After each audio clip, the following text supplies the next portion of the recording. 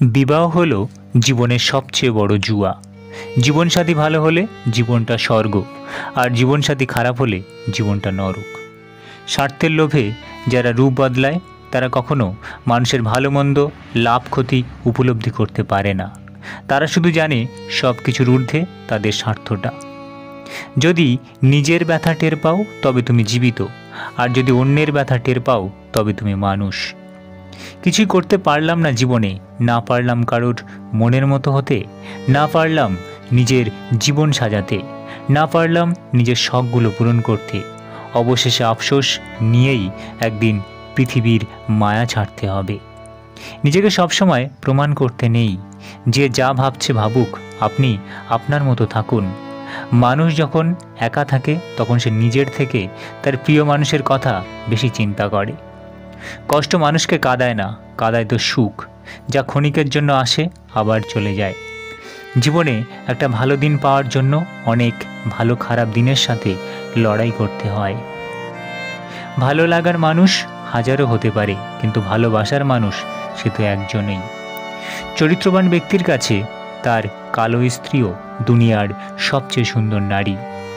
পায়ের তলার মাটি শক্ত হলে কাঁধে হাত রাখার লোকের অভাব হয় না।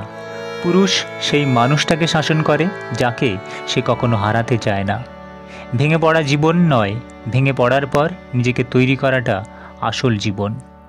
সেদিনই মানুষ প্রকৃত মানুষ হয়ে উঠবে, যেদিন অন্যের ভুল ধরার চেয়ে নিজের ভুলগুলো আগে ধরতে শিখবে।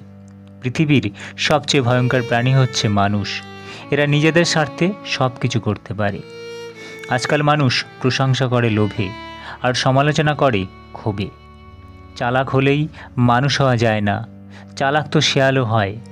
মানুষ হতে হলে তার মধ্যে মনুষ্যত্ব থাকা দরকার। ভালো ব্যবহারের কোনো অর্থনৈতিক মূল্য নাও থাকতে পারে, কিন্তু তাতে কোটি কোটি হৃদয় কেনার ক্ষমতা থাকে। যত সুন্দর ভাবনা তত সুন্দর মানুষ, চেহারা তো আবরণ মাত্র।